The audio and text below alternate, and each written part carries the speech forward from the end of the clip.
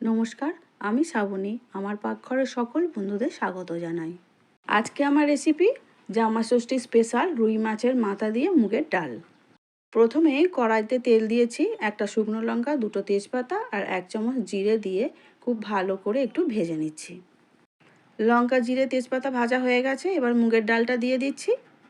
মুগের ডালও আমি খুব ভালো করে ভেজে নিচ্ছি। মুগের ডালটা খুব ভালো করে ভেজে নিচ্ছি, যেন পুড়ে না যায় সেদিকেই লক্ষ্য রাখতে হবে।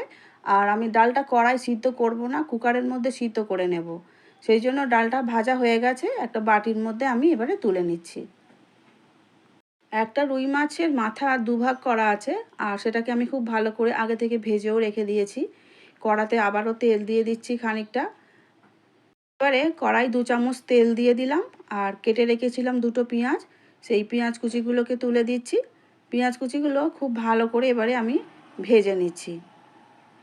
খুব বেশি আদা রসুন এখানে আমি দিচ্ছি না, 1 চামচ আদা আর 1 চামচ রসুন দিচ্ছি। পেঁয়াজের সাথে খুব ভালো করে মিশিয়ে নিচ্ছি, নিয়ে এবারে খুব ভালো করে কষে নেব।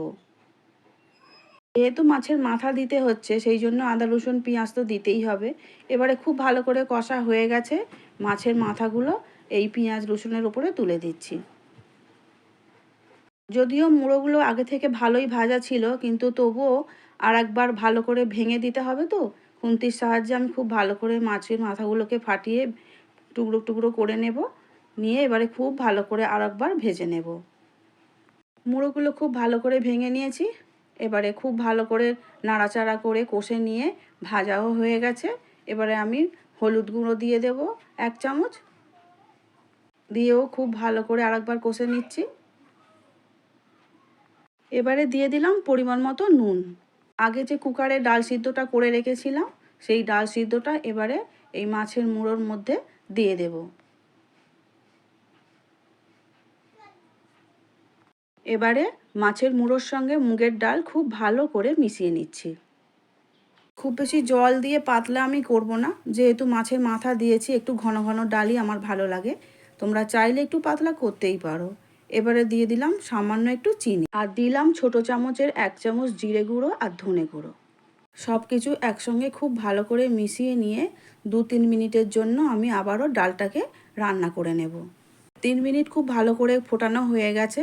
এবারে দিয়ে দিচ্ছি 4 চামচের 4 ভাগের 1 ভাগ গরম মশলা আর 1 চামচ ঘি।